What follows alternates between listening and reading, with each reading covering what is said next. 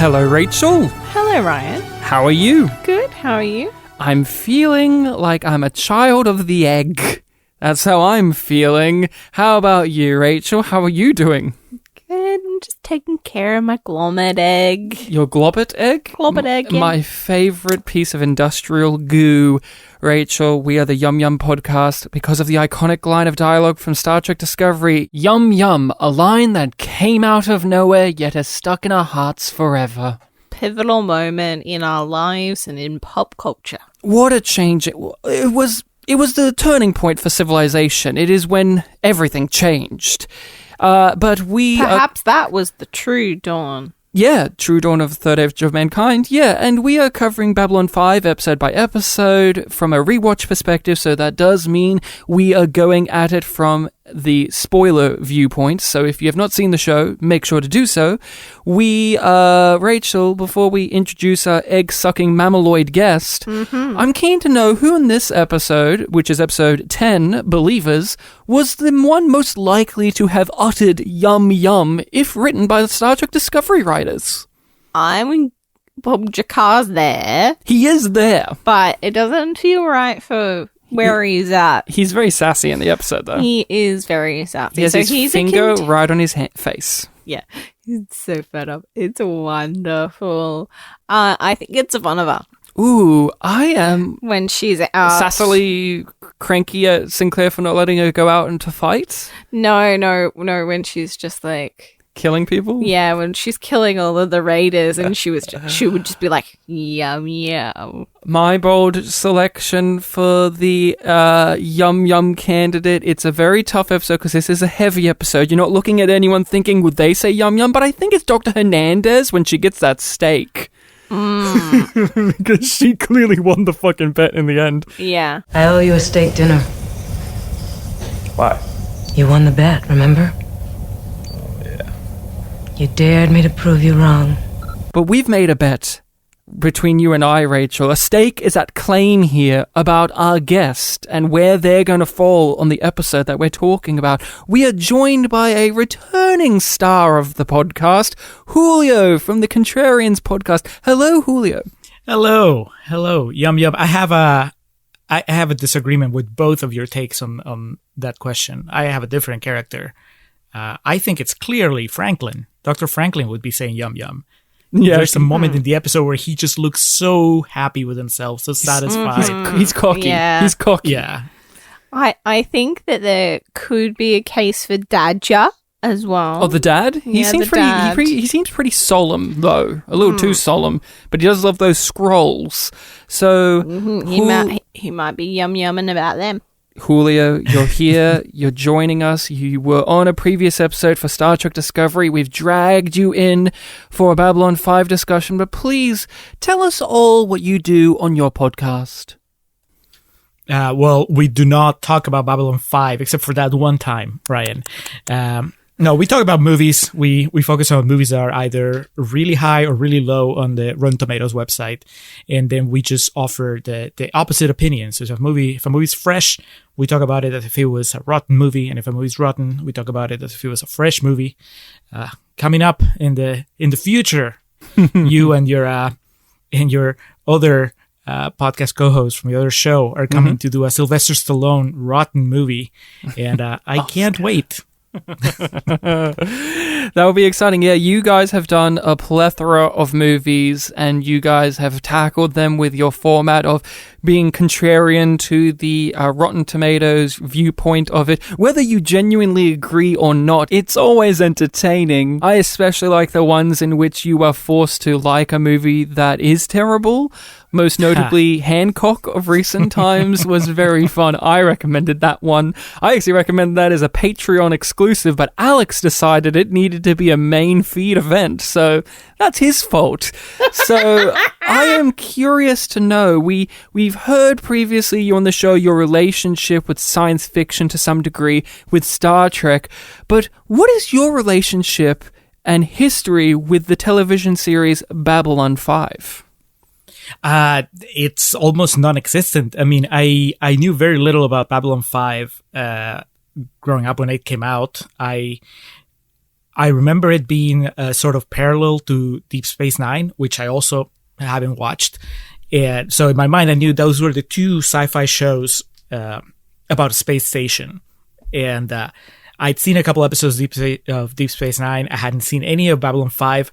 I remember once reading in a magazine about the show around the time that I guess season 2 was starting, because the focus of the article, the piece, was the fact that Bruce Broxliner was taking over as the man in charge of the station. And I mean, I was reading it completely out of context, so I didn't know anything about the characters, but I remember just reading about Broxliner just kind of, expressing his excitement for joining the franchise. And they mentioned that he had been in Tron, and I guess he was coming back to the genre and all that stuff. So, I mean, that's kind of about it. I knew the visual aspect of it too, because of that piece in a magazine where, there were pictures of Jakar and Londo, so I knew the look.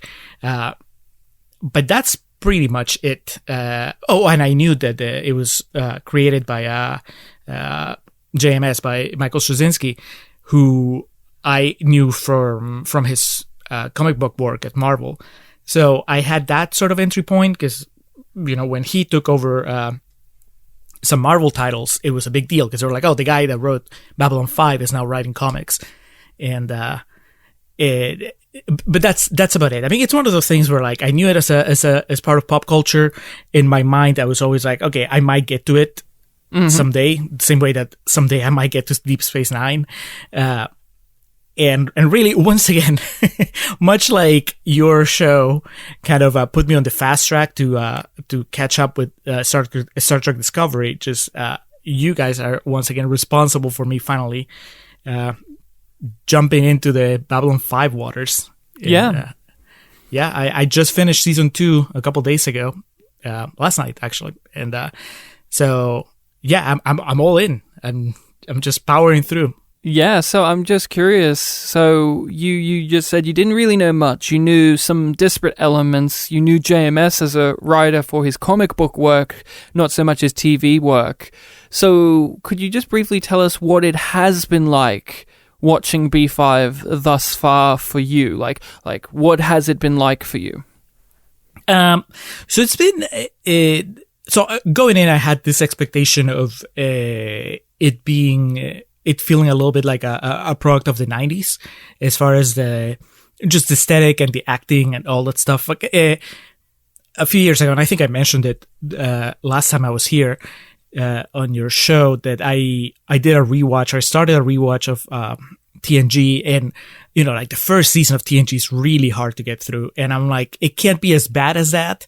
And I kind of imagined that there would be this sort of curve where it would start and then it would get really better. Like, I didn't expect it to be this sort of a legendary science fiction show from the beginning. And I also didn't expect it to be as bad as the first season of Next Generation. And it wasn't, right? So it started off, and I felt, now that I'm 2 seasons in, I can tell you, right, the difference between season 2 and season 1 is pretty big, as far as how involved I am in pretty much every episode. Like, season 1 has its peaks and valleys, and there were, I felt like the actors were kind of figuring out the characters as I was also figuring out the characters. And, but overall, you could tell that there was kind of this unifying vision, that there was a plan. And so that was exciting.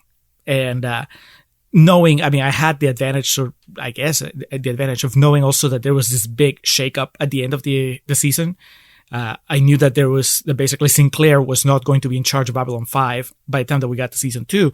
So that also was kind of keeping me intrigued. That was an extra level of intrigue that I guess most people watching the show for the first time back in the 90s, like, they wouldn't have known that was coming.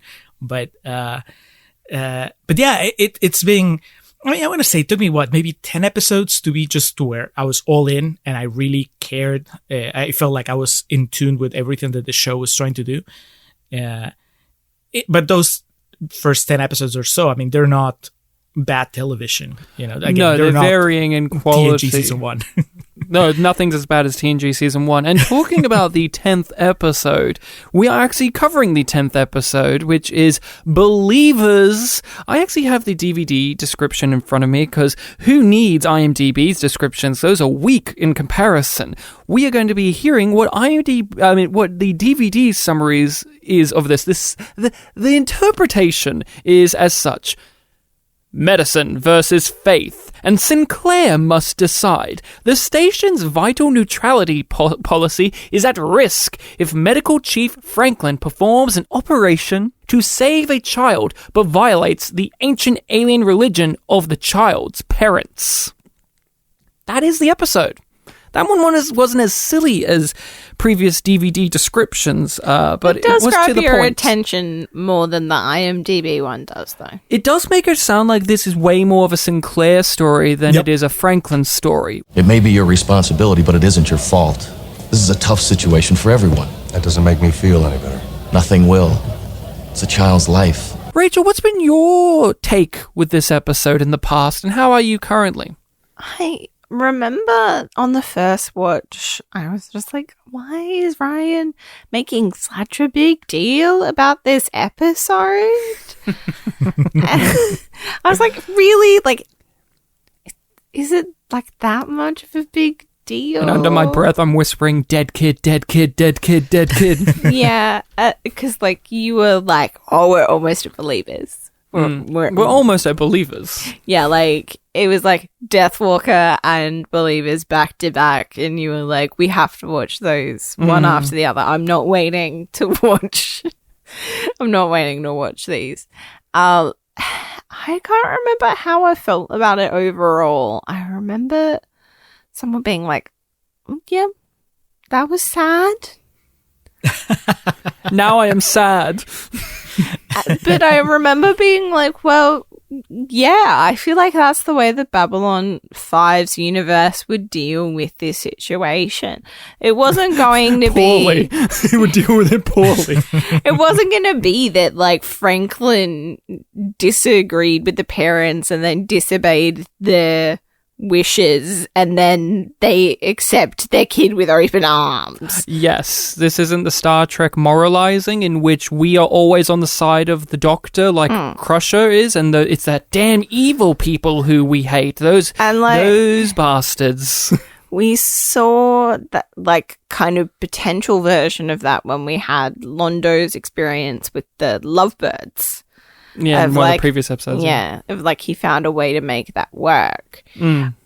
But after we got the scene with Delenn of being like, I'm not going to help you. I'm not going to help you. We can't figure out who's right. I was like, okay, well, that's the thesis statement for this episode, isn't it? Yes. I was like, how is this going to destroy my heart? Yeah.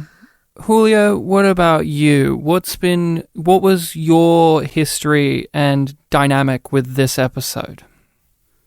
It hasn't really changed that much and granted, I've watched it, last month? I mean, it feels like I powered through the first two seasons of Babylon 5 really quickly, but it was definitely one that made an impression because I guess it's the first Franklin solo episode. Like we had Infection. The one with the... Oh, that's right. Yeah, with his whole teacher or whatever. But this is the first good one. Good. Yes, Yeah. the first good one. A very important distinction to make. Yeah, and we'll talk about why it's better in comparison later. Yeah, it definitely, it felt like I was... I mean, I remember liking the character of Franklin from the very beginning, just his introduction and just... I don't know, I liked the actor. I liked what he was going for with the character.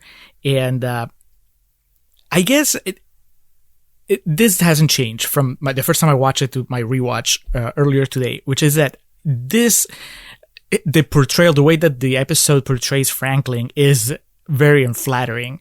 But I love that. It just felt, it was just so good to see basically the protagonist of the story be such an asshole in a way, but that's so kind of why I like the arrogant. character. Exactly. Yeah, he's so cocky. he's just so self-righteous, and he's so proud of it too. I mean, it's not even that he's not self-aware. I mean, he knows exactly what he's doing, and he's just impatient and hot-headed, and he's not even. It's funny because there are times when it almost looks like he's trying to be the professional one, because the other doctor that's working with him is trying to. She gets a little out of line, and he pulls her back. He's like, "Hey, you can't talk to a patient like that." Then he's a hypocrite about it. Exactly. Because it doesn't work. He's like, "I've got this plan, and you screwed up my plan, and then the plan doesn't work." Well, no, I love he's just like, you can't say straight to their face that they're stupid. What you need to do is lie to them to then make them realize that they're stupid. See? Yeah. So then they agree with you because you were right all along. Yeah, starve them of hope. That's his method. I never turned on him. I know that was the experience that you guys had the first time you watched it. I was always, I felt for him. I was like, he's not doing the right thing. And there were times in the episode where I wasn't even sure, which I think that's what makes it great. But it's just such a good examination of the Franklin character, because I never swore him off. As in like, okay, well, this guy is just a character that is interesting but not sympathetic. Like, I was always sympathetic because I guess there's something to his passion for trying to do the right thing. And so, yeah, I just found it captivating. And if you were most likely put in his position, you would want to save the kid. If you were in that position, most likely you would probably act like he does more so than the parents do. But that's a discussion we can have as we go along. My history with this episode it's been complicated. I've hated this episode. Outright, really? Flat right hated it. And I've loved it. Why that is the case is, I think, and I hate when I do this on the podcast, but it's because of Star Trek. Star Trek tells me, sci-fi wise, how these type of sci-fi stories go, and who's the good guy and who's the bad guy. I'm watching a science fiction show, so I'm naturally inclined to be on the scientist side, and naturally inclined to be against the religious side of the story. In Star Trek, there's an episode called Ethics, in which Worf gets his spine fucked up and he wants to kill himself, but throughout the whole entire episode, we are rooting for Dr. Crusher because she's like, no, there's better ways of this. But I hate that episode of TNG because I feel like it's so one-sided about Dr. Crusher being right, and there's no ambiguity, there's no different perspectives. Yet this episode has always offered that up, and I rejected it so fucking hard because I felt no sympathy for the parents, I felt no sympathy for Sinclair, and I felt so angry that they were trying to make me question the integrity of Dr. Franklin, who at this point hasn't had any doubts for the audience of his integrity. But again, this is his first real big episode. Infection, we talked about in our discussion, felt like it was his episode, then it became a Sinclair episode. So I've outright rejected this episode many a times. I did not care. I think the parents were stupid. And here's the thing. Being younger, being a sci-fi person as well, the simple premise of they reject it because if you cut open the skin, the spirit escapes. I didn't believe that, obviously. I was like, that's stupid. That's really dumb. How are these people in advanced civilization that can travel to the stars? Which, again, the episode doesn't even prove that that's how advanced they are. It's just these people manage to get to the stars. And if people are desperate enough, they can do that in this universe. So, I hated it. And then, over the years of me being critical of what I like and don't like about Star Trek, and what I don't and don't like about Babylon 5, I love this episode, and I love what it's doing. I love that we get multiple viewpoints. I love that being Babylon 5, it doesn't stay a medical ethical drama. It becomes a political fiasco. It becomes a diplomatic issue, and Sinclair gets dragged in. So I've had a very wild journey with this particular episode. I've been in the loving camp of it. I've been in the haters camp of it, and currently, I like this episode a lot. I think what it strives to do is interesting. And the thing that I take away from it the most is, one of the many is, this is a great episode to let us know what Dr. Franklin's all about. Because when you watch Franklin a season from now, or 2 or 3 or 4, you look back at this episode and you nod your head going, yeah, that's his character. He's still true to that. Faults and all. He's stubborn to a good degree and to a bad degree. And here it is in this episode. And you look back at it and you go, we'll see this attitude be heroic and questionable at the same time. And that's what he is in this episode. He's heroic at points, but he's also very questionable. These people, they're terrified, but they're just not ready to cut to the chase. So first we do a little of this and we do a little of that. Torturing the patient with remedies that don't work. Until they're desperate enough to bite that damn bullet and let us do what we should have done in the first place. So, the big thing, Julio, for you to know, and I do want to emphasize, I did not invite you on because of this aspect, but it is an aspect. I would say, as someone who is a fan of this series and has watched it from back to front and has engaged in the community, I think I'm comfortable to say that this is one of, if not the most divisive episodes in the entire series. People love or hate this episode. Outright. People who will be listening to this podcast will just flat out disagree with most of what we say because they just hate this episode or they just love this episode. And there will be people who skip this episode of the podcast. Yeah, even other Babylon 5 podcasts have skipped this episode because they hate it so much, which I think is unfathomable. But this is a very, very, very, very divisive episode. And I see why. I mean, I've been a part of why it has been divisive. But I just don't agree with, even when I didn't like this episode, I don't agree with the notion that this episode isn't trying to do something. There's many people who just say, this is a throwaway, this is nothing, this is bad. And they kind of give the attitude of, it's worthless. I don't think it's worthless. Even when I didn't like it, I don't think it's worthless.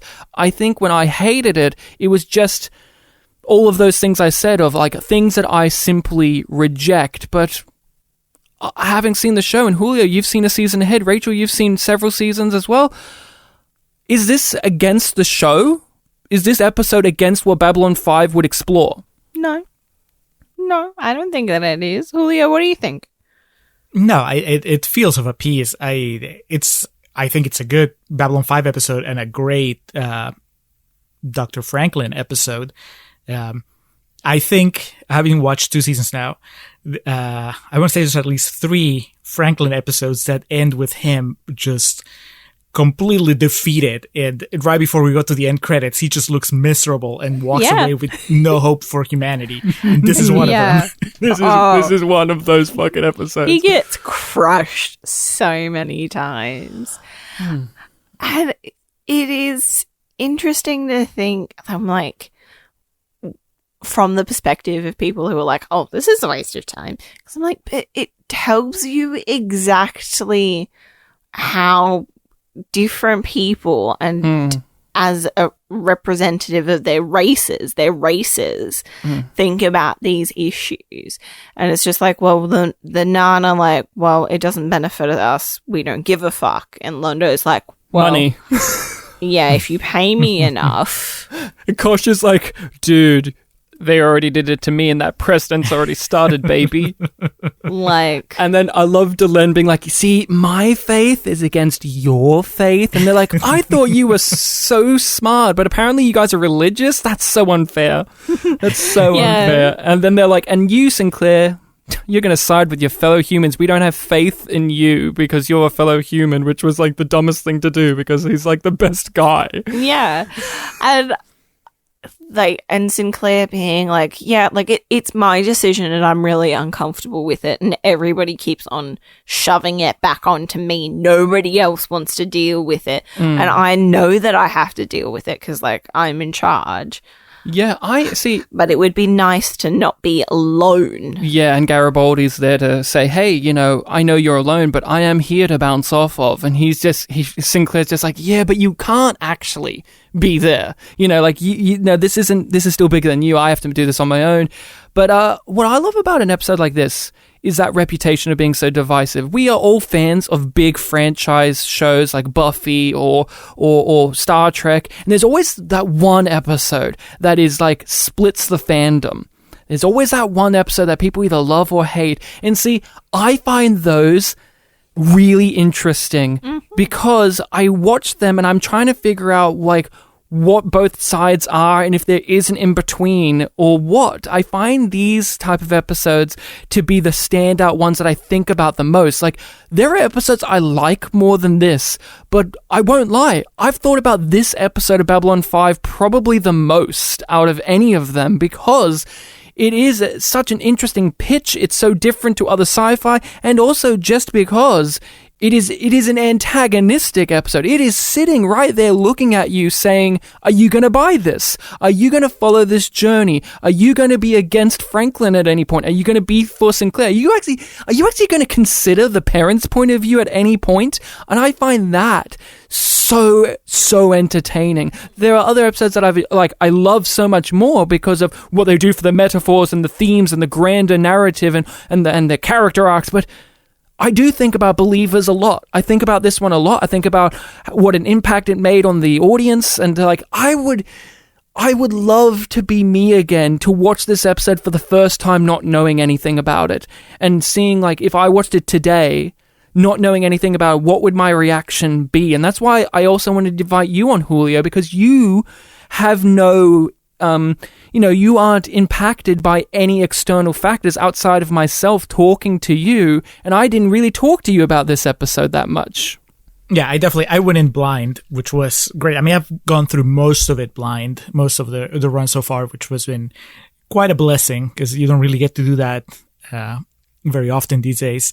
So no, yeah, I experienced it without knowing anything, and it was it worked for me. It's funny that as you were talking about how divisive it is among, I guess, the fans, I was thinking of those divisive episodes, and usually, at least, I would expect them to come later in a show's existence, because by then, right, I mean, after you're 2-3 seasons in, I think that the fandom kind of develops this sense of ownership. And then if there's an episode that does something that challenges the perception they have of a character, then they rebel against it. And I understand. But this is so early in the show's run that I have a hard time believing that people had already made up their mind about what kind of character Franklin was, or even what kind of show Babylon 5 was.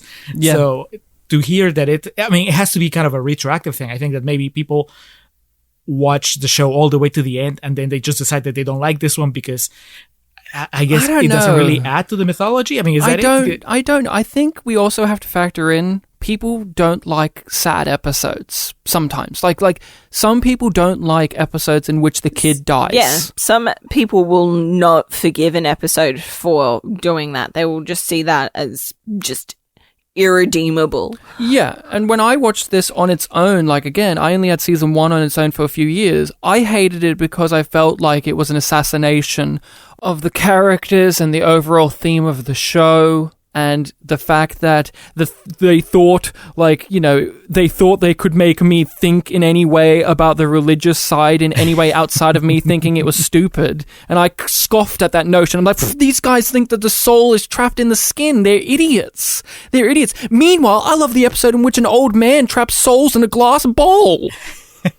That's the thing. And I do think we have to really hammer in, there are people who will just hate this episode because it is being, tackling religion in a way that is different to, say, Star Trek would do it, or in previous episodes of the show, and they kill a kid.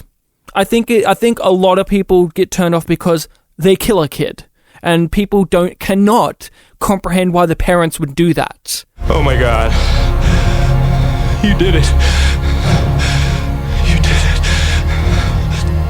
Do not grieve. This was not our son. This was only a shell. There was nothing to do but end the pain of the shell. Rachel, let's talk about the B-plot. Yeah. The most exciting B-plot the show's ever had. Last week we had the Last week we had the Ubbert plot with Kosh talking to Ubbert and Talia, which was one of the weirdest B-plots in the show. Now we have one of the most filler B-plots you could ever have. Could you talk about that? Okay, so it is there pretty much to fill time and to provide a kind of foil for the other storyline, because Franklin fails. He disobeys orders and it doesn't work out. And Ivanova manipulates Sinclair to get to go on a mission and then disobeys orders while she's on that mission, and then it works out and the family reunites and everybody's happy. Yeah, it's a parallel of one that works, one that doesn't. But you said it. It's there to fill time. That's all it's there for. It is there to fill time and maybe to remind us that the Raiders exist so that we care in 2 episodes' time when they attack the station.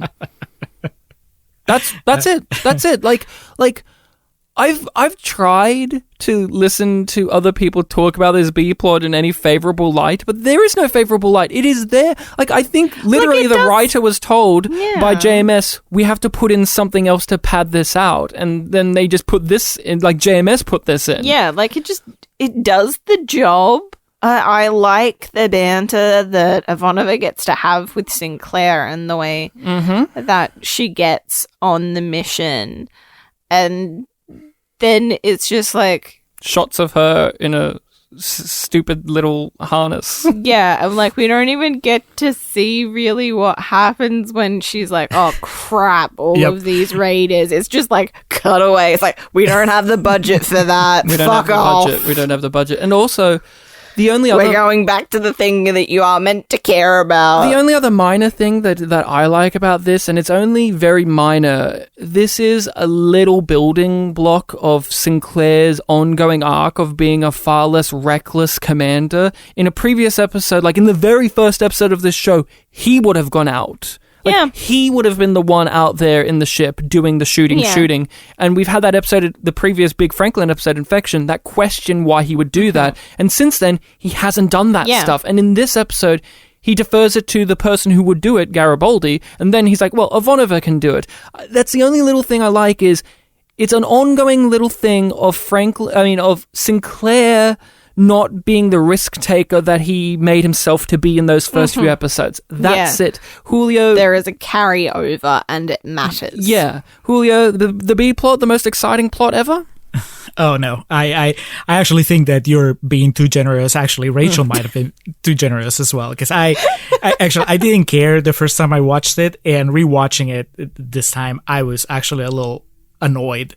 Because now that I know the standard of the show, this felt even worse than filler. It almost felt like lazy filler. Like, we're just gonna have a character go out and shoot some ships and then come back unharmed. And it's like, I appreciate the contrast that they're going for with Garibaldi's final exchange when he's like, oh, well, sometimes the leap of faith works, sometimes it doesn't, but it was completely unnecessary. I mean, every time that they cut to Ivanova, especially once you know that this really doesn't have any sort of consequence, it's just, I mean, they literally have that story there so they can have something to cut to. And I would some action in the otherwise heavy episode as well.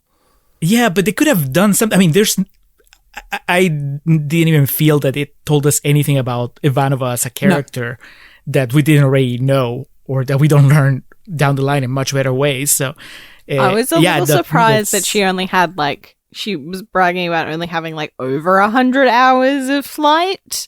And I'm like, really? You've been in Earth Force for a really long time. And you only got 100 hours? And you're second in command of a space station?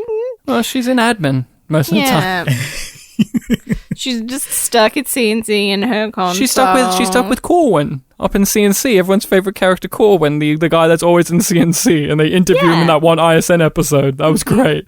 But yeah, this is useless. I wanted to get this off the table now because it is what drags this episode down. Sometimes it works out, and sometimes it doesn't.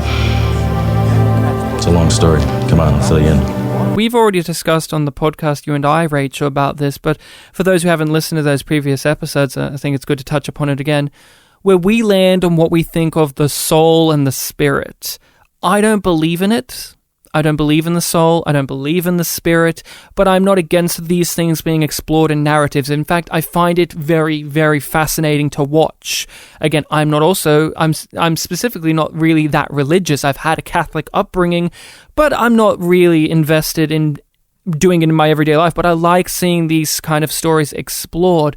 What about you, Rachel? What's your kind of thing with the spirit and the soul? You don't remember what my opinion was? No, I do, but I want you to clarify again for this. Oh, I believe in the soul, and I am more religious and spiritual than you are. Mm-hmm. I grew up Christian, which annoys you because my mum was never really specific about like an aspect of Christianity. Just What denomination are you? Just like be nice. Be nice. Was the main thing. Like be kind and respectful. Like that was just the base level of it. Yeah. And we discussed this more heavily, obviously, in the Soul Hunter episode. But I thought it was good to bring up because, Julio, I'm curious to know what's your whole stance in your everyday life about the soul and the spirits? Well, so there's my stance on everyday life and my stance on it in a science fiction story, which is where it gets tricky. Because, on everyday life, I think I'm at the point, a while ago, I reached the point where I decided to just not worry about it. I grew up Catholic, and at some point I just decided that religion was not something I wanted to invest time in. And I appreciate that it works for people. And when it works for people, that's great, but it wasn't working for me. And, so I'm happy to just walk away from it. I try not to spend time wondering about the metaphysical aspect of life because I have enough to worry about in the material part of life. Ryan knows what clip he's going to drop. Oh, yeah, we don't have time to talk about the metaphysics of the situation. We're not stuck. Fucking Star Trek Discovery doesn't have fucking time to talk about the metaphysics. Thankfully, Babylon 5 does, but it does require a lot of time and energy to consider metaphysics. So. Yes, we have exactly no time to discuss the metaphysical implications. Julio, you were saying like you don't have the time for it in your everyday life, but you were going to say like, but when it relates to media and science fiction, what's that?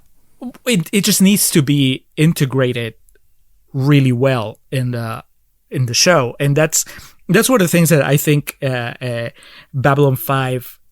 One of the most dangerous things that it does narrative-wise. I mean, because it's a very thin line about, how far your audience is going to go with it. I think that the show for the most part feels very grounded in, I want to say reality, but like it doesn't feel like a spiritual show in the sense that it's a show that's going to be about souls, and the idea of souls becomes so important as the show goes on. Literally in the second episode, the Soul Hunter. Well, yeah, with the Soul Hunter, yeah. But what I'm talking about, like, because even the Soul Hunter, you could just write it off as like, okay, well, that was like that one episode, but it actually becomes a part of the macro story that they're telling. So if you reject the idea of that concept in a science fiction show that initially seems to be about hardcore science fiction, then you're going to have a bad time as the show progresses because, it becomes a big thing. And so I was having that issue throughout the first season of the show a little bit. I wasn't sure like what to make of the most spiritual characters. Like, I don't have a problem with them being spiritual, but then once take the Soul Hunter episode, right? Like, it's like, is it really souls? Is the show telling me that those are really souls? And you guys talked about it on your episode, and I was kind of, as you guys were talking about it, I was nodding my head because that's, I think it happens early enough in the show, in the first season, that it allows you to like later go on those same avenues and explore a little more. Yeah, and then you have a religious festival episode as well, and like religious and spirituality is threaded throughout the thing. But like you said, it's like, how willing are you to follow this path for also a show that is always coming back to being grounded in things we understand as just, non-religious people and religious people, just like every day, like, the politics side and like this. And yeah, I think that this episode though, it has the advantage of coming at it from the medical side, because it really doesn't, they do have one scene where it looks like Franklin, when they're about to operate on the kid, and Franklin and the other doctor, they're like, all right, well, it looks like for a second, they consider that maybe the parents are right, and when they cut this kid open, the soul is going to escape, right? And I mean, Hernandez chastises Franklin for being like, well, you think your belief system is right. Have you actually considered their beliefs?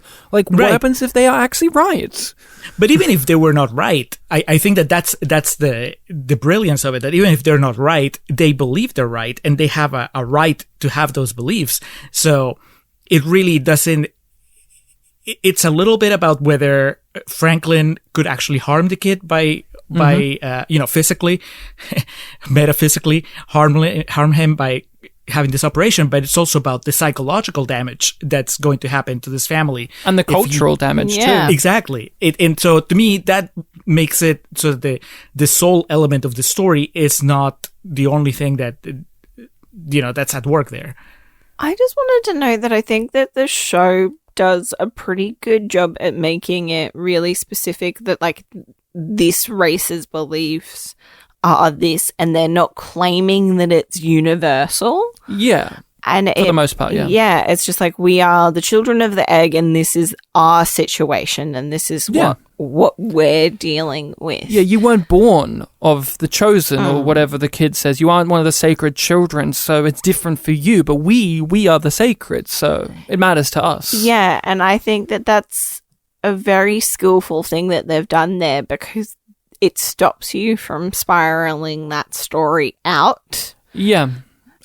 I'm curious, like, we talked about this before on our Soul Hunter episode of, do you think that this show is propositioning that the soul is a real thing?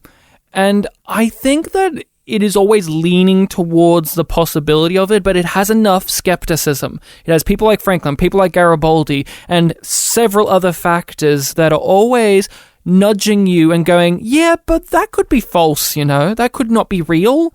And it makes it, again, feel a lot more grounded when it could easily fly off into metaphysics and into spirituality and just kind of lose certain audience members. I like that this episode keeps us grounded at points, but also those people who are nudging in us, like Franklin, you question them because he's so fucking cocky. Yeah. And he thinks so highly of himself. And then this show has also, at this point, propositioned there's a guy who could physically capture souls, and the Mbryo believe in the soul so heavily, they even talk about it in this episode. And if you are inclined to believe from that previous episode and from our characters that are spiritual that the soul is a real thing, then what do you think about these guys and their views on the soul? Are you going to reject it because it doesn't match up with what your personal belief is? Because, well, the other aliens' beliefs are still different to ours for the most part. Like, I think most people don't believe you could physically capture the soul with technology. I don't think most people believe that. I don't, at least. So that's an interesting aspect in this story of, like, Julio, like, what do you think, like, in terms of what Babylon 5 thinks of the soul and the spirit, and, like, how it ties into this episode as well? I think that the first time I watched the episode, I couldn't have told you, because it's ambiguous enough, and that's one of the good things about it, right? You never really know, like, it's not like Franklin cut the kid open and you saw like a beam of light come out of him or anything. And watching it the second time, 2 seasons in, I mean, it's not like you have any answers, but I feel like the show has solidified, at least up to the second season, or up to the end of the second season, has very firmly planted its feet on the whole, like, maybe. You know what I mean? Like, they really, even when they've had some pretty major reveals that are a little more metaphysical or a little more spiritual towards the end of season 2, it's still always about just how it can be, certain things can be perceived differently by different races and different cultures. So, I mean, in the end, he's operating on an alien, on a different biology, different culture. So, and a child, too. One that they haven't even fully finished researching yet. Exactly. Yeah. So, I mean, what they're calling soul, it could be something that we call something else in the end, or it could be just something that we've never experienced. So it's it is still, it's well intentioned, but it's also reckless. And I think that the show, at least its position of you know, the show's never, at least in my opinion, it's never like sided with one position or the other, whether like there's a soul or there isn't a soul, but it's leaving it up there, and that allows the story to still work because it's you know, not knowing is a position. I think the episode states it in terms of people believe this. This isn't a superstition to them. They believe, it's in the title, believers, but they believe this. And we see that ripple throughout all of these characters in the show, that these parents don't want their kid to die. Franklin doesn't want their kid to die. Sinclair doesn't want their kid to die either. But when it comes to certain spiritual beliefs, in this case, the soul, we see them and we see other characters that have their positions on the soul act against their best interest because this is higher than those interests. The father says it, there's more to life than the next breath. They're thinking of the bigger picture of like, there's something about the soul and the spirit and the sacred nature of life that is more than just living the moment to moment. Sinclair argues that, and we'll see in the second season the reveal that the Mbryo believe that too, to the point in which they stopped winning the war, which then we've seen cause massive, massive problems with Earth and with Mbryo and with everyone. And so I think that this show does make you question if the soul's real or not, but it doesn't make you question that characters that believe it will fucking believe it. They will go against what is logical and moral and whatever because of their belief systems, because what they think is right, because of their spirituality. And that is what I think this episode is resounding. When you look back at it again, this doesn't feel like a betrayal of what the show's viewpoint on spirituality is. It can be very cynical, it has a very sad ending, but it doesn't feel like that this is completely out of left field with where the show will go and where it has been already. A child deserves a chance at life. Yes. But without a spirit, it isn't life at all.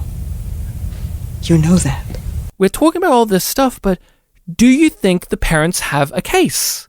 Do you side with them? What do you think about their position? And, like, are they right? Like, could they be right about the soul escaping from the body within the context of this television show? Not in context of what we think in real life, but, like, within this show, do they have a case? Rachel? Yeah, I think that they do to somewhat. I really side with Sinclair. Mm-hmm. Of like, this isn't an easy decision and we don't have a right to say that they are completely wrong because we don't know. Mm-hmm. And they have a right to believe in what they believe in. And it's devastating to everybody that this is going to lead to the death of this child. But I have trouble admitting that they might be right at the same time. Why? You didn't have trouble admitting to the possibility that the soul hunter could physically capture a soul, indicating that the soul is a physical thing. Or can be transformed into a physical thing that can be held and spoken to. So why are you more resistant to this than that? I don't know. Is it because it doesn't have the guise of a sci-fi gimmick?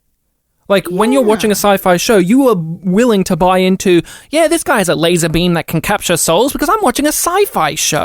You're willing to buy that more so than this that doesn't even pretend to have a real sci-fi. Yeah, they're aliens, but really, these are people that you could go, well, these are Mormons, or these are this, or these are that. Yeah. Which we see in everyday life. And we may be more resistant to that notion. Yeah, there's not enough of a distance for me to feel truly comfortable accepting it. The sci-fi allegory has been stripped down a notch. Yeah. Julio, what about you? What do you think about that stuff and the parents? I am more...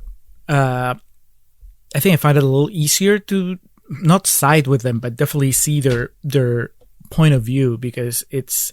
What makes it tricky is that it's a kid. That's really what complicates matters. But from one end, when you're talking about, forget about the soul, you're just talking about, personal liberties and your right to, like you shouldn't, like a doctor shouldn't force a procedure on somebody who doesn't want it. And so if we were talking about just like adults, and adults that have a certain set of beliefs, and adults that decide that they don't believe in that a certain procedure that could save their lives would be against those beliefs that they value so much, then, I mean, to me, it would just be black and white. Like, it would be like easy to determine that Franklin is 100% in the wrong. Now, you complicate it because you make it a kid, and then it's like, well, it's not really a kid. The kid that's making the decision, it's the parents. Sinclair's the only one to ask the kid what they think. He's the only one to ever inquire the kid, and he's the only one to actually ask directly what their faith is. Yeah. It's, I mean, it is such a complex issue, and when you look at it, yeah, definitely Sinclair and I guess Delenn are the only characters that appreciate how complex it is, and Franklin doesn't, which is what ends up painting him in a bad light. So yeah, especially the second time around, I found it easier to side with the parents as much as I disagreed with what they were doing. Yeah.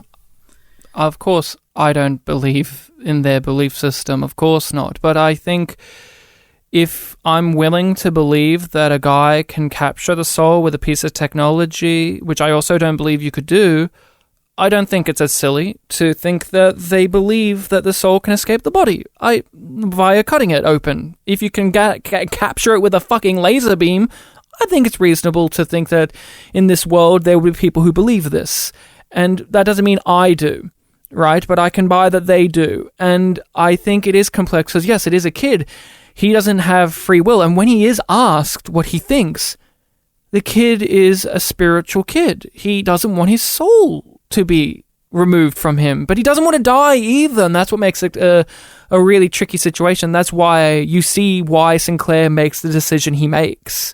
Even if it goes against Sinclair's own personal beliefs, which he does say, like, he does not believe in this. He doesn't want to be a part of this, but somebody has to be an advocate for these people who have no advocate. Somebody has to side with them because nobody cares or nobody believes in their system of beliefs. And, of course, he doesn't.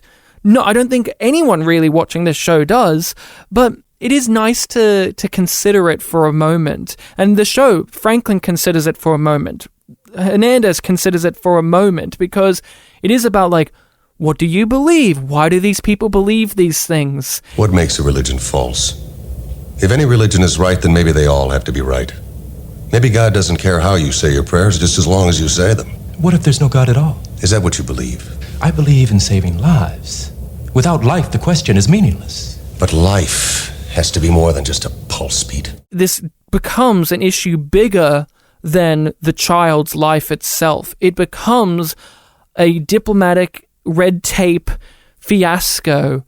And I love when B5 does that, like when B5 gets ambassadors involved. Rachel, how do you feel about how the narrative spins out of control like that? I love the way that the script works it. So it's Jakar, Londo, Kosh, Delenn. Yes. The fact they go to Kosh and he listens to them is amazing. It's just like, most of, like, there have been a few times where Sinclair has to go to Kosh's quarters to try and get a hold of him. But apparently Kosh is like, yeah, I'll take a meeting with them. They did this to me, so yeah, I'll take a meeting with them. Yeah. Because they did do this to Kosh. They operated on Kosh with explicit disregard for the culture's wishes. Yeah. Which is referenced in the episode. I love that they referenced it more than once because it would have been, you know, if they didn't, then that would be a big flaw. Because even though I agree with Sinclair, it's there are similar situations, but there were some key differences. One is that you can claim that it's an exception when you only do it once. He says if he does it now you're really just looking like you just want to do it whenever you want to do it. The camel in the tent. And he even basically says, yeah, I probably shouldn't have done that, actually. You know what? That was actually probably a fucking bad decision. You know what? It actually led to a lot of troubles. Yeah. Actually. And I've learned from my mistakes. Fucking believe that. Yeah. Characters learning from mistakes. Oh. I'm not used to that in my sci-fi currently. You know, but, you know, Rachel, you know. Yeah. But it's also just like the stakes were higher for the station in a different way with Kosh. Yeah. Because it was just like, well, this entire alliance could fall apart if this assassin is successful at killing Kosh. Because we have no fucking clue how the Vorlons are going to react. And later... With war. Later to an extent we find out somewhat the way that they would. And it's just like, well, that feels very different. And you really do believe that Sinclair is just like, I wish there was a way that we could all win this, but there's not.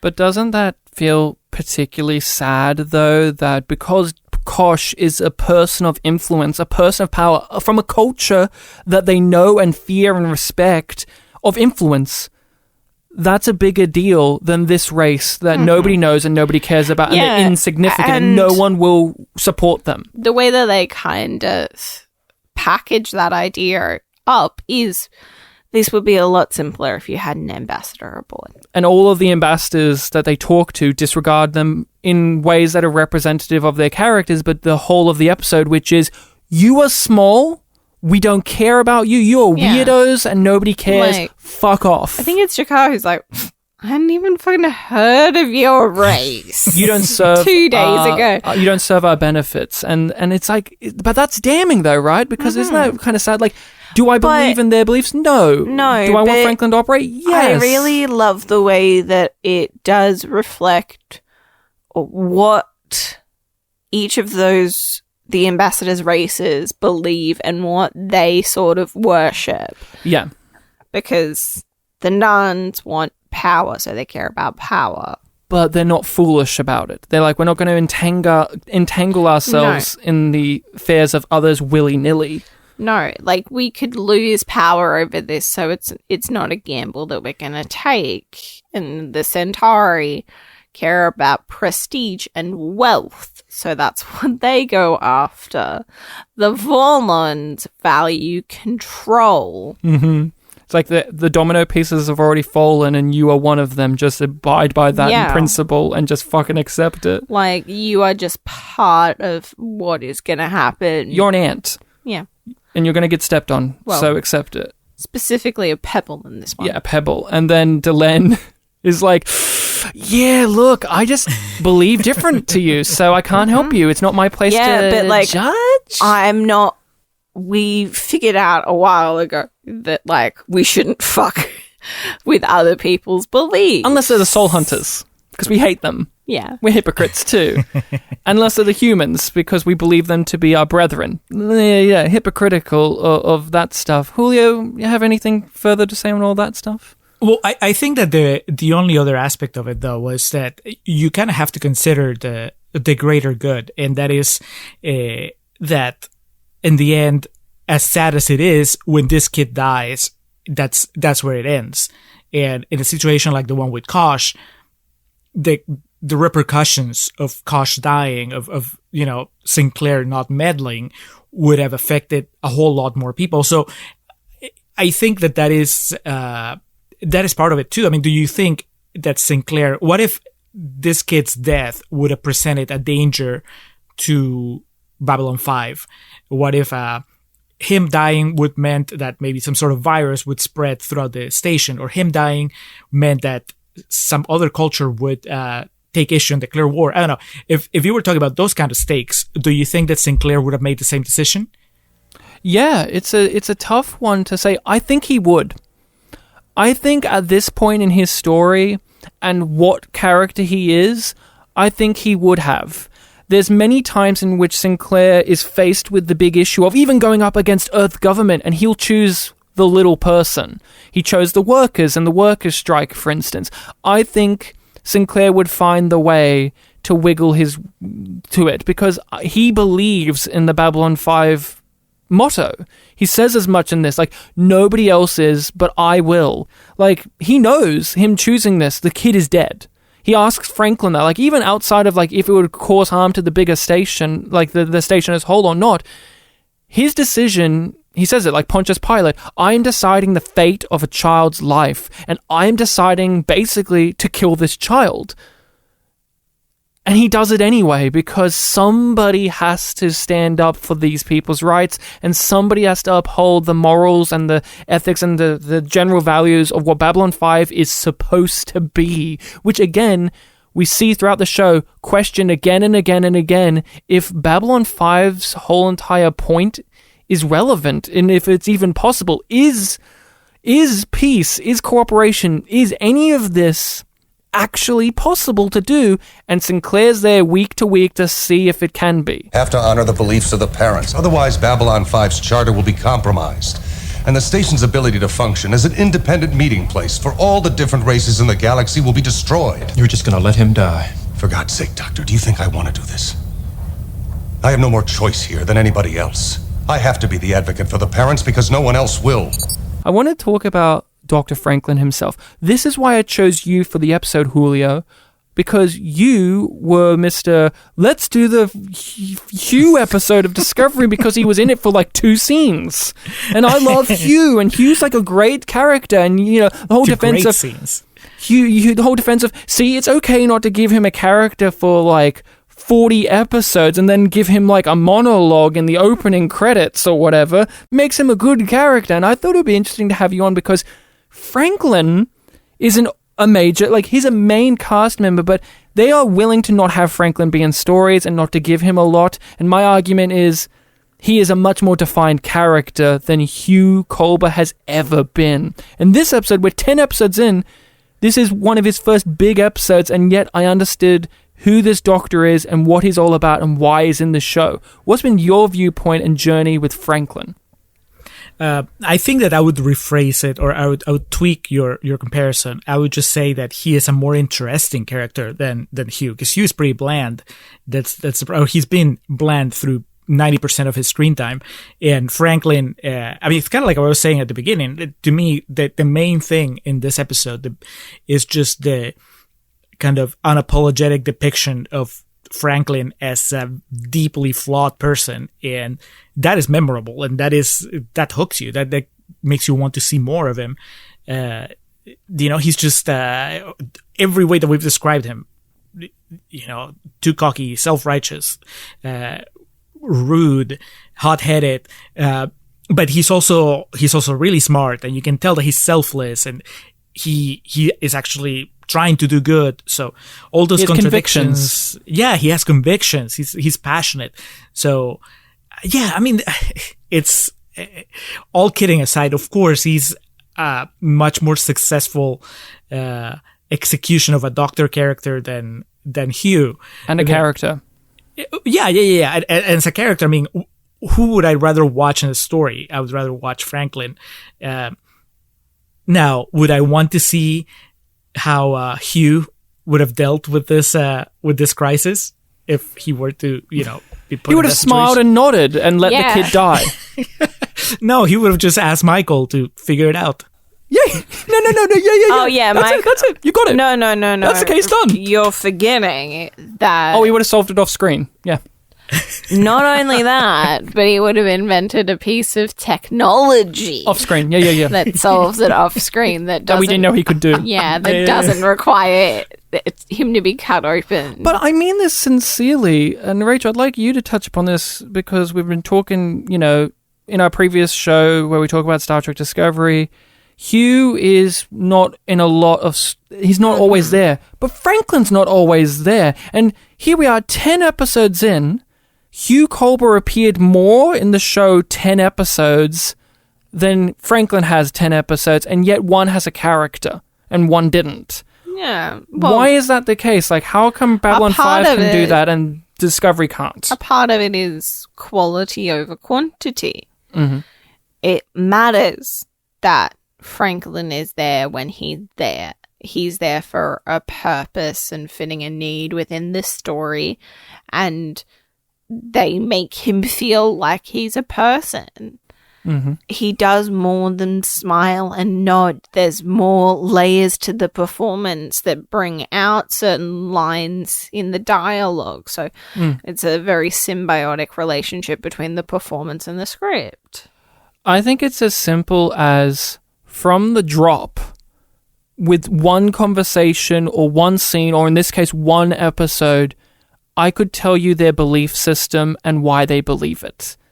And that I cannot say for Hugh after 3 seasons. I cannot tell you what Hugh's beliefs are, not as just a doctor, but as a character, as a man. Oh, I couldn't no. tell you why he does the things he does, other than narrative needs that to happen. And I think that is the most important thing, as well as just allowing them to have character beats. Like, Franklin is very serious in this episode, but the steak thing, like him betting the steak and him being cocky about it, that adds a characteristic on top of him just being self-righteous. It adds this little quirky, dark comedy element that feels real, that makes him feel like a real person. I didn't even consider that because it's so far from the realm of possibility for me that Hugh would have that I was just like, oh, yeah. Yeah.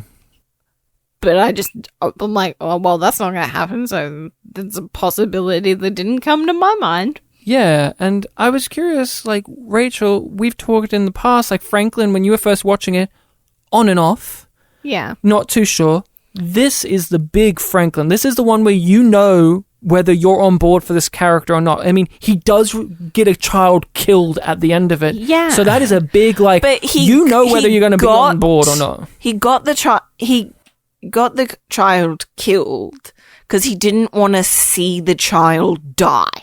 I think, here's what I'll say. The most damning thing about Franklin in the episode, to me, it's not even that he got the results of the kid killed, which of course is terrible. That's terrible. I think one of the most damning things is he walks in and sees that the parents and the kid have fully accepted death. And he takes that from them. And that, I think, is the real, like, shaky ground when I watch it.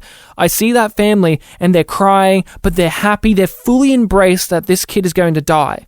And the kid is embraced. Like, everyone has accepted it. And then Franklin when they're, like, holding the kid and they're talking about things, they've accepted it. Franklin walks in and says, I don't accept that.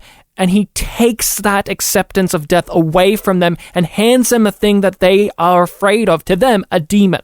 Yeah, he takes away their peace. Because he wanted to be right about the situation, but he didn't acknowledge that they had accepted peace of death. Yeah. And they make it so much more traumatic for everybody involved because he decided to play God and he points out that, like, that's what they want me to do. Yeah. But it's not what these people want. That may be the way that a human often thinks walking into a doctor's office, but they were hoping that they would get something by coming to Babylon 5.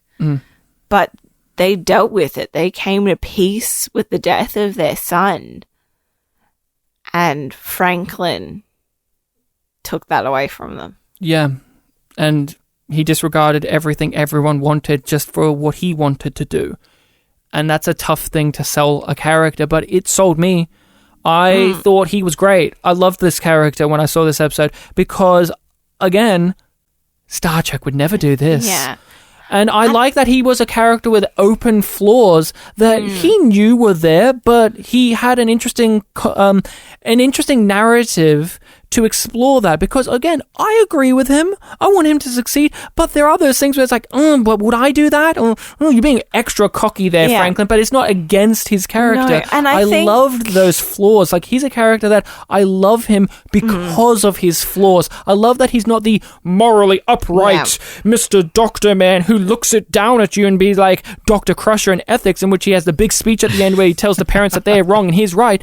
I like the fact that he is a flawed person. And we'll see that just, grow more and more. But he does have a strong set of convictions, and we know what they are, and we know he believes in them to a detrimental degree. And that is for fun, and that is what you watch this. That's entertainment. That's entertainment. And that is what really helps sell the entire journey that Franklin goes on. Like, you feel it when he breaks down in tears when he's like barged into their quarters and sees that the son is already dead. Yeah. And also when he's at the end of the episode with the little egg. Yeah. Of being like, you can tell, at least for me, this is the way that I read that performance, is that he regrets that it works out that way, but he wouldn't change what he did either. No, and he says pretty much the same thing to Sinclair at the end when they're having their little discussion on the bench. Julio, Franklin, what do you think about him overall? And like, what was this episode like for you in terms of selling this character or not? Well, the one thing that it doesn't do, and I understand it was the 90s, but 2 seasons in, I still haven't seen him brush his teeth. And that is a key element of doctors in science fiction shows everywhere. So there's that. But aside from that tiny detail, no, he's great. I love him. He's definitely, he's on the top tier of my rankings of Babylon 5 characters. Probably would be even higher if we saw him more often, just because every time I see him, I like him. That doesn't mean that I need him to show up more often, but it's just one of those things where, we see Garibaldi, Ivanova, and whoever's in charge of Babylon 5 every episode. And so, of course, they get to do a lot more. And then when we see Franklin, I think almost always it packs a punch, like he makes it count. But yeah, no, he's great. I love him. I liked him from the very beginning.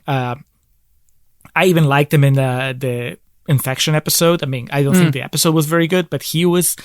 I just like how the actor plays the character, so that has a lot to do with it. And they give him stuff to play with, like the speech he gives about playing God is one of the best fucking speeches in the show. I think, like there's so many great speeches, but that is one that sticks out in my brain because, again, I am in an interesting position. I agree with him, yet I completely disagree with him when he's given that speech. Like, yeah, I understand why he thinks that, but also, do I want my doctors to play God with me? But at the same time, if I was a doctor like him, I would be swayed to think that. And I understand why he thinks that. Yeah, it's always really enjoyable when a script gets to that point where it's like, I completely understand why you believe that, and I agree that you should believe that, but I don't. Who asked you to play God? Every damn patient who comes through that door, that's who. People come to doctors because they want us to be gods. They want us to make it better or make it not so. They want to be healed, and they come to me when their prayers aren't enough. Well, if I have to take the responsibility, then I claim the authority too. I did good, and we both know it, and no one is going to take that away. I think sometimes people look at this and go, that flaw, he has a character flaw, and that must mean he's a bad character. Like, he has bad character traits. That must mean he is a bad character, thus I don't like him. And people feel like that about Garibaldi, and people feel like that about a few other characters of, that character has a disgusting thing about them. That must mean they're a bad character, and I lump them in the trash. He was so arrogant that he got a kid killed. That means he's a bad character. No, not necessarily. That's a character flaw. We're going to explore that. We're going to see him grow and change and develop that. Will he get better? Will he recognize these things? Or will he be like how he is at the end of the episode in which he walks away? He walks away a broken man from this. And do you think he's changed his perspective? Do you think he would change his mind of how he would do this? I don't think so. But I think he walks away with this with a more embittered view of the world. There's that conversation he has with Sinclair, where Sinclair is coming at it from his Sinclair point of view, where it's like, that's the thing. We fail, but we get back up. Humanity tries again. And then, fucking Franklin is just like, we hurt more. We just feel more pain and more sorrow and more misery. And I think that's okay to have. I think it's great to have that, but it's a fine line for people. Like, where's that line drawn of character flaw means bad character? Because there are some instances in which a flaw in a character can be so bad that it does make a bad character. Julio, what do you think about that aspect and those kind of critiques on characters of their flaws mean that they are bad? Well, I think everybody has their own their line, like how much they can take from an unpleasant character. I don't think that Franklin is an unpleasant character, but I understand why some people could perceive him that way. And if you're not really, not even like, I was going to say, if you're not having a good time, but it's not even that. But if you're having too much of a bad time following a character, then I can see how that eventually becomes a negative on the show. I don't think that's the case, but yeah, I mean, I can totally see how he can be too much, for some people. I would disagree that makes him a bad character. I think that just makes him a less pleasant character, but to me, that's what's so good about it. That my favorites on the show characters are probably more pleasant than Franklin overall, but I still, I just like that he's there, and he's, I kind of feel like he would be so hard to deal with in real life as well. Like, I have friends that I have friends that I adore, but eat your salad, also... Julio. Jesus. Well, no, I'm sure you do too. Like, everybody has friends that you're like, I love them, but I have to be really careful when I introduce them to other people because they can be a little too much. And I think relatives, I have relatives like that. Yeah. Yeah. But we would describe our friends like that as like your dickhead mate. Your dickhead mate. or like with some of my relatives, they just have such staunch opinions that it can be off-putting for others. They can be a lot. And that's Franklin. Yeah. And with characters, sometimes it does cross that line into, like, they're too much and I resent them for who they are. But it doesn't cross that for me with Franklin. I appreciate his flaws and the growth that we get to see from those flaws. We always say growth, but I think what's important when a character's flaws are like this is the fall. The episode punishes him at the end. Narratively, he is a broken person. He is punished he's not rewarded. He doesn't win. Yeah. And if anything, he would probably feel better, definitely in the short term, if he was fired and he got to go start fresh somewhere else. To run away. He is stuck facing his problems. And I think that's important to show is your characters will fail and we, the show, will acknowledge their failure and let them stew in it. And I love that about B5 and I love that about Franklin is if you don't like Franklin, that's okay. The show punishes him for the things he does because maybe he's not right or maybe he went about it in a self-interested way, and we see that with all the characters. We see Londo get punished all the fucking time. Do I love Londo? Of course I do. But does the show punish him for his genocides? Of course it does. It alienates him, and Franklin here is alienated at the end. He's by himself. Are you okay? Fine. The kid dies. We have to talk about that. How do you feel about that? And do you, on the first watch, this watch, the writer put that in? That's a ballsy fucking move. And as we said, this is early in the show. Is it too ballsy? Is it too much? How do you feel about it, Rachel? I don't think it's too much. Like, it was a bit too much for me on the first viewing, but when looking in the broader context of things, I don't think that it's... Did you see it coming? I saw it coming, but I didn't want to admit that I did. Because it's just like, it's so shocking that you're like, okay, well, like, what else are they going to do? But the thing that really got me on this viewing is that Sean knows what that robe is. Yes. He puts that on. He walks out of Med Bay. And waves goodbye. Yeah, he accepts it. But does he? Or is that because his parents are making him do that? Yeah. He's still a child. Yeah, like he's doing what he's told. Yeah. Yeah. But there's a sense of resignation rather than acceptance, maybe. I saw it coming, and I accepted it when it came, but I did think for a large time that this was very emotionally manipulative, and I felt angry that the parents would do that because I'm like, parents would not do that. But now, being a bit more reflective and thinking of the show, These parents would do that because that's their belief system. It's flawed, it's terrible, it's not great, but they genuinely believe that the soul has escaped and this is a husk of their child that's suffering in pain from not having a soul. So the only method to end that would be to kill the husk. It is emotionally devastating. It's one of the more emotionally fucked up moments of the show, especially this early on. And it's for a one-off episode. We'll never see these parents again. And the kid only exists in this one episode. We didn't need 15 episodes of build-up to understand this kid, but I felt for him. I liked the kid. He was smarter than you thought he was. Like, he knew the Glopid egg was fake. He knew that his parents had a point, but also didn't want to die. And he was a child. And it is just the base level of, it's sad that a kid died, but I don't think the script cheats the audience by the kid not dying. I think it would be a cheat. I think it would be a complete betrayal if the kid lived at the end and the parents were overjoyed and they said, you know what, Franklin, we do forgive you. I don't believe that would have been a bigger fuck you to the audience than the kid dying. Julio, did you see all of this coming?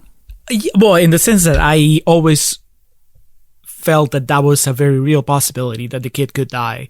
So it was, you know, when it happened, I'm like, it was one of the very few places that the story could go without, like you said, betraying what it had established so far. You know, you could get away with not killing him, and maybe he just, you know, they take him out of Babylon 5, but he's no longer going to be part of the family. Instead, he's going to be exiled to wherever people with no souls go. I don't know. You know, you could get away with that if you wanted to maybe soften the punch of not having to kill a child on, you know, your 10th episode. But no, when it happened, I'm like, that's good. I mean, it definitely does a lot to set the tone for the show because, yeah, once you kill a kid and you have that death be a result of actions that one of your main characters took, and you're saying something, and in a way you're kind of you can't walk it back. I mean, it's, if you were to do the, you know, so let's say the Star Trek version of this episode down the line, that would feel like a betrayal of what you've established with this episode on the show. So no, I thought it was great, and not a surprise, but more like it just felt rewarding. You know, they stuck the landing. Yeah. Rachel, we don't talk about this all that often enough, but what's the point? What do you walk away with? What's the overall point to you? There are situations where no one wins. I really do think that the point of the episode is what Sinclair says of, like, you can do all the right things and it doesn't work out. Yeah. Julio, what do you walk away with at the end of this? Again, just because of where we are right now in the real world, to me, it was just a representation of this ongoing argument that we've been having for the past, I don't know, year, or at least since 2021 started, about just what the constant battle between individual rights and medicine and you know, what science is, it's the right thing versus what you believe is the right thing, and how far you're supposed to go one way or the other. I mean, to me, it was just, you know, it shows you that it's a complex situation. It shows that everybody's trying to do what they think is right, and in the end, when tragedy happens, it hits everybody, regardless of their beliefs. So, I don't know. I don't think that the show, the episode's it's giving you an answer.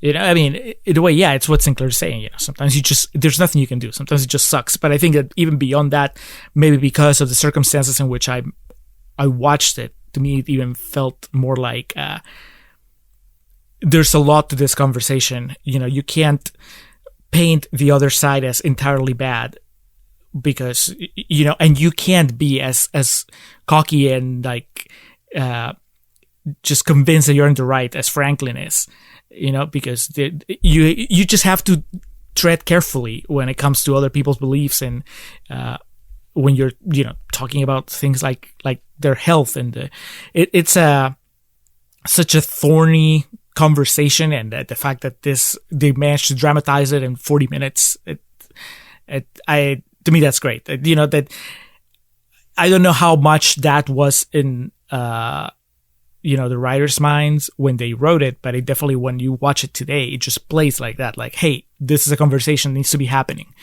So yeah, it's great. I do walk away with that Sinclair point of view, but again, he further clarifies, like, we keep trying, we keep making ourselves better. Yes, you're banging your head against the wall sometimes and things will not work out, but we persevere and we try to be better. And in this case, Franklin could have been better. Franklin could have actually inquired about their belief system and tried to understand them more. Would it have gotten a better result? Maybe not. But it could have maybe eased the result we got. But it's also how you measure a better result. Yes. Because to me, a better result would have been a truly peaceful death for Sean. No, and I think the better result would have been not to have his parents murder him. Yeah. But this episode is tackling a lot of things of, are you willing to give a grain of salt to a perspective that you have no interest in and no belief in? Franklin wasn't. Sinclair was. And the parents weren't either. And would you have been like the other ambassadors as well? Yeah. But for your own reasons, not be willing to step in. But I walk away feeling challenged. How would I have landed in this situation? What's my level of tolerance for something foreign and abstract to me, or something that I oppose? How willing am I to listen to the other side? I'm trying to tell you that what makes us human is that we care. And because we care, we never stop trying. No. What makes us human is that we have so many different ways to hurt. Halfway through the episode, it did strike me that maybe you could accuse the characterization of the parents of being a little too one note. But then again, I mean, there's only so much you can do in fiction. And it's and in Franklin's 45 episode. minutes. Exactly. It's Franklin's episode. And honestly, if I wanted to go even further, here's the thing. Sometimes when you're, like, if you're in the Franklin position and you're arguing with somebody that you disagree with, those first few interactions, they're going to come across, when they're as diametrically opposed as the parents are here, to Franklin, they're going to come across as cartoonish and as not making any sense. So in a way, I can still justify it in my mind. And then later, towards the end, the episode actually allows the actors to play a couple different notes, especially with that scene where they're coming to terms with the fact that the kid's gonna die and they're saying their goodbyes and all that stuff. So it's not that I feel that way, but I can see how somebody could make that argument. Yeah, which I think leads us nicely onto Actor Spotlight, the part of the show in which we talk about an actor or actress that was in this episode, what we thought of them, what we've seen them in before. And we're going to be talking about the mother, whose actress is Rachel. You have it in front of you. But she played, what was the character's name? Like Marla or something like that, Mola. And I wanted to touch upon her, but Julio struck upon a great point, which I kind of disagree with, just again because of how I've seen other shows. I didn't think that these characters were played or written as caricature as they could have been. I thought they came across, although very deep and heavy in their beliefs, a belief system we do not get to understand or know the inner workings of at the end of the episode. I didn't feel like they and the script were playing them off as the backwards, idiot, religious fanatic characters that I've seen Star Trek and other shows and movies do. I saw them as real people that loved their son, but believed in their faith more than the love of their son. They and that's wish a challenging there was thing. another way. Yeah, and I saw like little nuances in their performances of things that made them feel more real than what may be in the script or would have been put in other people's hands. Like, I felt from her character that she was probably the one more willing to budge, but she had to abide by her husband. Like, that's the vibe I got from her performance. That's not in the script necessarily, but like, there's no moment in which that's directly said, but the energy and the blocking in particular in that final scene. And when she speaks on his behalf my as well. husband has said, like, and we're going to take our kid. And if I could, I would forgive you, but I can't. Yeah. And there's that imposing energy of the husband giving this very patriarchal society viewpoint. But Rachel, who's the actress again? Trisha O'Neill. Yeah. Like, but Rachel, what do you think of that aspect? Did you think that they were one note or caricature or straw man? It's hard to say because there is a very fine line. Because like a caricature for me is like a character that's there to do one thing and is only one thing. But they are characters that only have one goal. To save their son. And I think that makes them kind of lean into the idea of a caricature because that is their only purpose in the script. But isn't that Franklin's only purpose? Yeah. But I do think that they get a bit more and the performances do flesh them out. And I think the action of them deciding that they aren't going to stand by, they're going to go to each ambassador and plead their case, made them more fleshed out than if they were just standing in front of the med bay protesting with signs or bullshit like that. Or any, which I could see Star Trek doing easily doing. Yeah. Easily. Even nowadays, I could see them doing that very easily. I don't know. I think they added enough humanity to these aliens for me to buy them. And like we said, that scene in which they've accepted their son's death, and then the scene of which they see their son as a demon, I felt bad for them in a way. Like, I felt horrified on their behalf, but also like, I'm still against them, but like, I felt something for them. Yeah.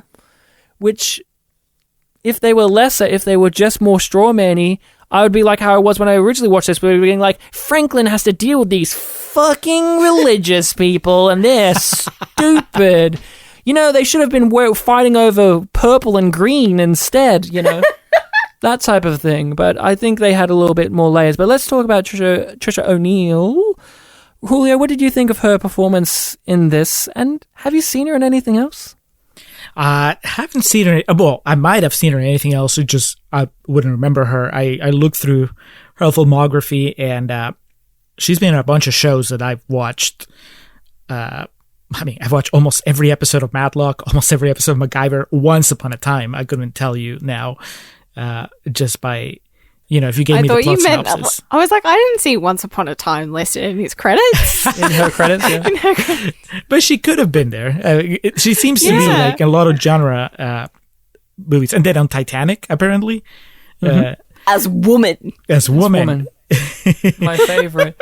Yeah. What did you think of her here as, like, these actors, we take these people for granted. They're one and dones. They come in and come out and they're gone. And we may not think about them a season later, but what did you think of her here? No, I liked her a lot. I think you nailed it when you mentioned the scene where she is just basically telling Franklin that she wishes she could forgive him, but she can't. And first she's speaking for her husband, then she speaks for herself. And there's that note in her performance that really, it just hints at something more complex. And you're right, it's not like the script gives him a whole lot to tell you that, but somehow I walked away with the same impression that you guys did, which is that out of the two, she is the one that could maybe entertain a different path, a way to save the kid, but and the husband is the one that's the more, I guess, strict, strict, like the harder believer out of the two. I don't know, but that has to be just in her performance and the way that she just behaves, her body language and all that. So no, I thought she was really good. With all that makeup, I wouldn't even recognize her. In other shows. Yeah, like I said, I think she's good. I think both of them. The kid's good too. Like for a child performer, he did a really great job. I want to give him a shout out too. That kid did a great job for what he has to do. He could have been annoying. We've seen many annoying children performances and shows, but yeah, Trisha O'Neill did a great job. Rachel, we've seen her in things. Yes. So do you want to talk about her credits or her background first? Let's talk about her credits. I don't know much about her background, but she was in Star Trek. Yes, she was in TNG and DS9. Yes, and she's in one of the most beloved, if not critically applauded episodes of TNG, Yesterday's Enterprise. Yes. The one in the alternative reality in Female which captain. she's the first and only female captain of an Enterprise. Mm-hmm. The Enterprise C. So in that episode, Yesterday's Enterprise is the episode in which the Enterprise C, the one before the Enterprise D, obviously, fell out of time and made the reality shift into a militaristic one in which we're still at war with the Klingons because in the original timeline, the Enterprise C exploded and got destroyed, protecting the Klingons from a Romulan attack, and it shifted the Klingons' perspective to not be hostile towards us because it was honorable. Yeah. And that's the episode where Tasha Yar comes back, and she's on the ship, and Guinan's like, "You're not supposed to be here," and Worf's no longer on the state ship, and it's all of these, and it's one of the best. And she is in that episode, very minorly, she gets killed, and Tasha Yar, takes the play, joins the ship. I remember that character. That's like one of those characters that you kind of wish that you saw a show of. That crew and that character and that lady. She was like a badass and kind of more reasonable than Picard in a lot of ways, but also like out of her depth. Yep. One of the more memorable ones. And to get into the doctor thing, the other TNG episode she's in is her as a Klingon scientist lady, and the whole episode is her and Dr. Crusher butting heads. Yeah. I guess this actress loves butting heads with scientists in sci-fi. So fucking specific, but she's done it. Yeah. It's very good. At least twice. Anything else you've seen her in outside of Star Trek, Rachel? I mean, Columbo. Was she in Columbo? Yeah. She was a dog trainer. I remember her in Columbo. I remember. That's the same episode with Trackus. No, that's a different one. But yeah, I remember her as a dog trainer. That's fucking great. And she's also in another Babylon 5 property. Oh, she's in one of the movies as the Earth president. Yeah, she's in the beginning. She's the president of Earth in the Mbryo War movie. Right. So they liked her enough to bring her back in some capacity. I love when Babylon 5 does that, when they bring the actors back. Usually they're ones that were in alien makeup and they take them out of the alien makeup or vice versa. Okay, there's a few other things that I want to note about the actress. And one is a film credit that I just enjoy, which is she was in Piranha 2, The Flying Killers. Is that the one directed by Peter Jackson or James Cameron? I know one of those guys directed a Piranha movie. But I just love that title. Right. I just want to say, the connection to B5, and I don't know if this is the case for why she got the job, but there are lots of actors that are in B5 that have gotten the job in similar ways to this, which is J. Michael Straczynski wrote for Murder, She Wrote, the TV show, and this actress was in one of his episodes that he wrote. The last appearance she had in that show was a Murder, She Wrote episode by JMS, and then one of the next gigs she got was Babylon 5. So I'm curious if JMS really liked her performance and was just like, bring these people in, because it seems like JMS and crew really have that kind of camaraderie with the actors of like, really like you were good on this project, we're going to remember you, bring you in. They don't really care so much about locking the actors into their known roles, hence Veer being in the show is so funny for some people because he was in Animal House, but they chose him because he was just the right guy for the role. It didn't matter that he was in that movie as a complete boob. It was like, he's good for this role, and it's interesting that he worked with her, probably wrote for her on that, and then had her in this, and I'm pretty sure he did the same with several other cast members that will appear in the show later as well. My husband has asked me to tell you. He knows that what you did out of your compassion. You meant no harm. And if it were in his power to forgive you, he would. I am not allowed to forgive either. But if I could, I would. Let's rate this bad boy. Wait, you didn't mention the one title in her filmography. That's the other Babylon 5 connection. No, it was in the beginning. No. I'm saying there's another one. She was in Scarecrow and Mrs. King, which stars Bruce Boxleitner. Bruce Boxleitner. It's one of the reasons why they got him on the show. He almost tricked me there. He almost got me. I was just like, what did I miss? So let's rate this. Believers, yum or yum yum. Now remember, this is the most divisive episode, and where you land on the yum or yum yum, yum being bad, yum yum being good, someone's going to hold that against you. Rachel? Yum yum. Yum yum. Julio? Yeah, it's an easy yum yum. Yum yum. It's a yum yum from me too, baby. I love Dead Kid. Yum yum yum yum. Yum yum. Let's hear what we're going to be talking about on the next Babylon 5. On the next Babylon 5. Julio, you have the description for this one. Could you tell us what episode we'll be talking about? On the next Babylon 5, episode 11, Survivors. He's made many enemies, and now Garibaldi's future is on the line. Framed for sabotage, the embattled security chief flees to the station See Me down below. Only one person can be relied upon, Sinclair, the commander he's loyally served for years. What an episode. Survivors. So people, make sure to view that episode in the interim so you're all caught up. It will be greatly appreciated. Julio, thank you so much for coming on and talking with us about Babylon 5. And, we'll have you on again down the road so you can also talk to us more about your journey with the series. You're only 2 seasons in currently, and the show has 3 more to go. So you're going to have a lot of stuff ahead of you. So we'll definitely have you back on. But in the meantime, where can people find you and your podcast? Just look for The Contrarians on your favorite podcatcher, or check our website, wearethecontrarians.com. On Twitter, I'm pretty active, at Contrarian Prime. But yeah, you'll see me there. Most of my Babylon 5 conversations with Ryan are on DMs, but every now and then they go public. So you might see me mention something about Babylon 5 and how much I love seeing Jeff Conway there. Yeah. Kaniki himself. Very excited. That was a nice surprise. Yeah, that's a nice surprise, and there will be many more surprises for you in Babylon 5. Rachel, where can people find us on the internet? We are on various social medias as YumYumPod or YumYumPodcast. We're on Twitter, Facebook, Instagram, and Reddit. Tumblr too, TikTok as well. Yes.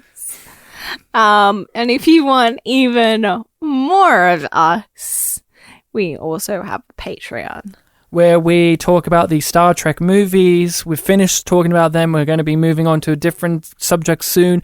We already have by the time this comes out. We are talking about the best and worst rated episodes of Star Trek according to IMDb. And we talk about other things. We talk about other movies, other TV shows, games, podcasts, whatever it is. We've given our thoughts on it. We gave our thoughts on Boston Legal a little while ago. Rachel and I were watching that together. We gave our thoughts on it. So head on over to the Patreon and support us on there if you want more content and extra juicy fun material. You can email us at yumyumpod@gmail.com if you have a perspective you want to share with us, or something you want us to read out on the show, or whatever the case may be. All of this, including Julio's stuff, will be in the description of the episode as usual. So in case you need to double check all of that juicy information and content, there it is for you. Julio, thank you so much for braving Babylon 5 with us. Rachel, thank you so much for having a soul that's still in your body. It's still kept in there. I'm a child of the egg. Mm-hmm. And Julio, good eating to you. Good eating to you. Good eating to you both.